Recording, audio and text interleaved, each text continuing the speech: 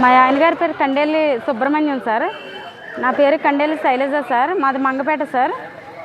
మా ఆయన గారు ఏంటి జొక్కు గోపాలయ్య ఇద్దరు వ్యాపారం చేశారు సార్. పుల్లల వ్యాపారం చేశారు సార్. పుల్లల వ్యాపారం చేసిన తర్వాత సార్ ఇద్దరికి ఏదైనా సరిసకం కదా సార్.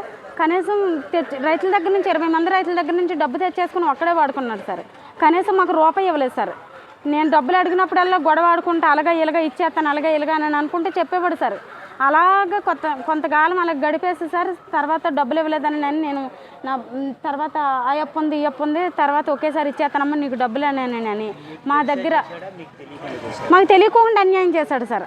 అసలు మాకు తెలియదు సార్. ఆ రైతుల దగ్గర నుంచి డబ్బులు తెచ్చుకుంటాను. నాది అబద్ధం అయితే ఆ రైతుల నెంబర్లు కూడా తెచ్చాను సార్. రైతుల నెంబర్లు కూడా అడగండి సార్. అయితే సార్ రైతులు వచ్చి డబ్బులు ఏరా డబ్బులు వేయి అని నేను రైతులందరికీ ఫోన్ చేస్తే నాకు సంబంధం లేదు తెచ్చుకున్నాను ఆ అప్పు కట్టాను ఈ అప్పు కట్టాను కూలీలకు కట్టాను అలాగ కట్టాను ఇలాగ కట్టాను అని సార్. రూపాయి కట్టలేదు సార్ కూలీలకు కూలీలు కూడా వచ్చి నా మీద కంప్లైంట్ పెట్టారు సార్. మా ఆయన గారి మీద కంప్లైంట్ అయితే మా ఆయన గారు వెళ్ళి ఆ కూలీలు కోపించిన కూలీలు ఆవిడ జొక్కు గోపాలి అనే అమ్మాయితో తిరుగుతాడు గమని సార్. ఆ అమ్మాయిని తీసుకుని ఆవిడతో మా ఆయనతో కేసు పెట్టించాడు సార్. కేసు పెట్టించి సార్ 2 సంవత్సరాలు అయింది సార్. మేము ఇది మొదలెట్టుకుని సార్ 2 సంవత్సరాల్లో కనీసం రూపాయి ఇస్తాం కానీ మా దగ్గర నుంచి అప్పు ఫలంగా తీసుకున్న డబ్బులు కూడా తేలేదు సార్. ఇంటి పక్కన అతను వాళ్ళ అన్నయ్య సార్. అతను సొంగసీన్ అంటారు సార్. అతని దగ్గర డబ్బులు తీసుకున్నాడు సార్. అతని దగ్గర డబ్బులు తీసుకుంటే ఆ డబ్బులు కూడా ఇవ్వలేదు సార్. నా బంగారం పెట్టాను సార్. నా బంగారం డబ్బులు కూడా ఇవ్వలేదు సార్. మా తెలియకుండా రాత్రి పెద్ద మనుషులు వాళ్ళని తీసుకొచ్చి ట్రాక్టర్ తీసుకెళ్ళిపోయి అమ్మిచ్చేసి అన్నిటికి అప్పులు నీకే సంబంధం అని కనీసం ఇప్పుడు పార్ట్నర్గా ఉన్నప్పుడు ఇద్దరికే సరిసకం అయింది సార్. కానీ సరిసకం మాకు ఇవ్వలేదు సార్. అన్నీ కూడా తనకే ఇచ్చి తనే పెట్టుబడి పెట్టి తనే చేసి మా ఆయన్ని మాట్లాడితే డబ్బులకి వెళ్దాం నడువంటే వద్దు నువ్వు బండ్ల కాడికి వెళ్ళు బళ్ళు చూసుకొని నువ్వు అలాగా ఇలాగానే నేను బళ్ళు చూపించుకునేవాడు సార్. కనీసం నన్ను కానీ నా పిల్లల్ని కానీ అసలు మేము దాన్ని అడిగితే మమ్మల్ని మా మీదకి వచ్చి పెద్ద దెబ్బలాట్లు ఆడేసి వాళ్ళు కూడా బోళ్ళని అయితే సార్ నేను మంగళగిరి వెళ్ళాను సార్ 2 సార్లు. అమరావతి 2 సార్లు వెళ్ళాను సార్. ఎందుకు సార్ నాకు అన్యాయం జరిగింది నాకు న్యాయం చేయండి సార్ అని మంగళగిరి లోకేష్ సార్ని కలుద్దామని వెళ్ళాను సార్ 2 సార్లు. అమరావతి కూడా వెళ్ళాను సార్. నేను అమరావతి వెళ్ళాను సార్ 2 సార్లు వెళ్ళాను సార్. అమరావతి మినిస్టర్ గారిని కలిసాను సార్.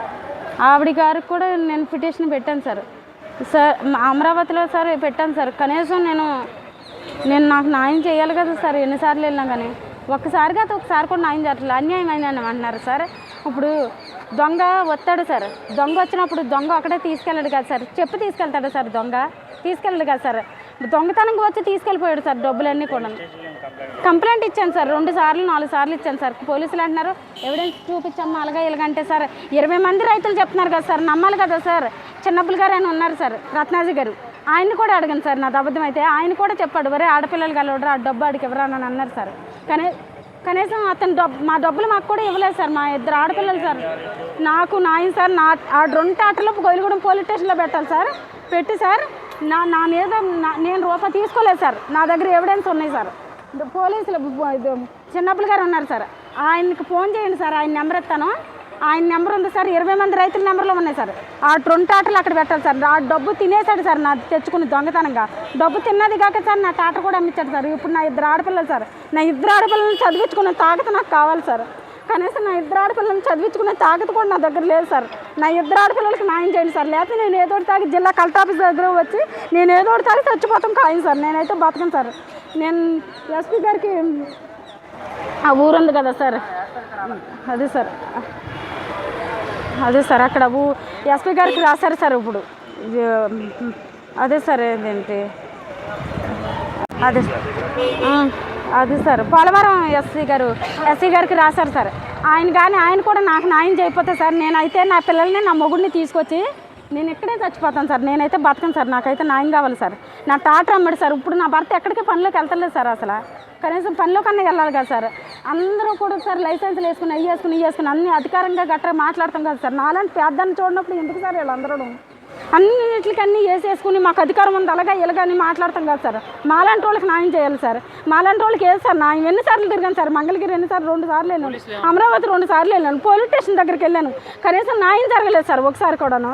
నా పిల్లలను నేను ఏదైనా తాగి చచ్చిపోవాలా తిరిగేసి ఆడన్నీ తెచ్చుకుని ఆస్తులు అవన్నీ జాగ్రత్త పెట్టుకుని 5 ఎకరాల పొలం కొనుక్కున్నాడు. జలసాగా తిరుగుతున్నాడు. ఈ రోజు నాకు న్యాయం లేదు.